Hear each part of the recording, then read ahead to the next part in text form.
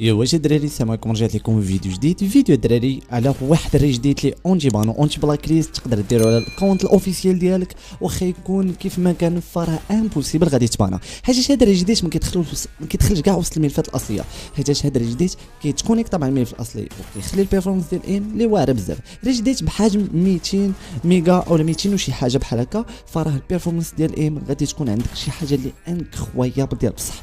فالمهم ما تنساش تشترك الا كنتي انتريس بهذا المحتوى، ومن هنا لقدام بزاف ديال الحويجات اللي غادي يخليوك تستافد باش تقاد الام ديالك. فندوزو لطريقه التركيب ونشرح لكم اكثر.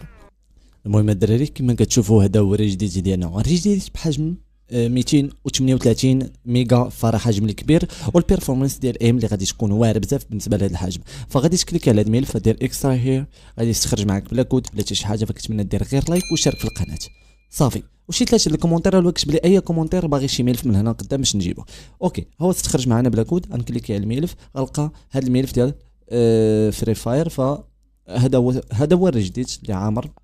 فضغط مطول عليه ثم ندير كات، ضغط في الاعلى، ندير في ستوكاج اندرويد داتا، وهنا بعد الايقونه الخضراء غتحطوه. الا كان عندكم بحال هكا شري جديد قبل محاوه عاد اجي وحطوه، وانا كنت داير نفس الري جديد فهذا هو النيت، فانا حطيته. فالمهم كان هذا هو الفيديو ديالو، ان شاء الله ولا فرصتكم تلقاو الفيديو الجاي ان شاء الله. السلام عليكم.